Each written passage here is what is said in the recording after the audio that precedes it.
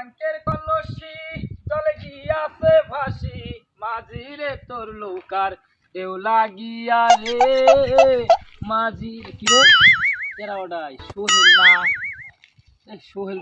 আছে কোনো কাজ কাম তো নাই কি একটা বুদ্ধি তো করাই লাগবো কি পেঁচ লাগান লাগবো একটা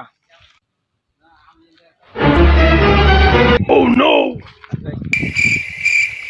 সোহেল কি খবর কি করো ওই জায়গা বসে থেকে একটা ভাই বইয়ে হইছি কাজ একা কাম একা নাই বসে আছো না করি বল আচ্ছা কোন দিকে আইলা তুমি এই কি আর করবো কাজ কাম তো নাই বুঝো না বেকার মানুষ বাপের পেটে খাইতেছি সুখী মানুষ কি আর করবো কাজ কাম নাই ওই টুটু কোম্পানি ম্যানেজারি করে বেড়াইতেছি তা আইতেছিলাম বুঝছো Oh no! আইতে গেলে ওই জায়গায় নাজমুলের সাথে আমার দেখা হইলো তা নাজমুলের সাথে অনু প্রায় আধা ঘন্টার মতো গল্প করলাম তা নাজমুল তোমার সময় যে যা কইলো কি কইলো খালি আমি তো খালি চেক দিয়ে আসলাম মনে করো যে তারপরে কি কইলো হেডা কও কি কইলো পাগল হই না তারা মতো কথা হলো কইলো যে নাজমুল কইলো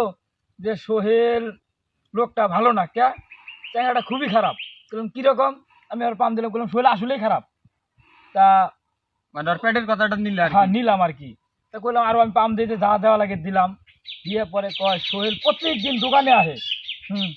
তা একদিনও বিল দেয় না খালি পকেট আতায় টিয়া নাই কই প্রত্যেক দিন খাইয়া যায় তা কাল আবার যাও না রে খিলাইলাম 1000 টাকার মতন এখন কাল ও প্রত্যেকদিন এই কথাগুলো কয় তুমি বলো প্রত্যেকদিন খাইয়া আহো খিলাও না বলে আর কালকেও 1000 টাকা দিলাম এই কিছুক্ষণ আগেও মনে করো আমার কাছে 200 টাকা নিয়ে গেল তা মনে করো যে আচ্ছা ঠিক আছে তুমি একটা বহো না এ তো তুমি একটা বহো আমি এটা নাজমুলের তো মানা কথা না আমার কাম আছে আমি যাই দেখছো রে আমার কাম আছে আমি যাই পরে নাজমুলের ধর্মনি আমি যাই থাকো ওরে তাহলে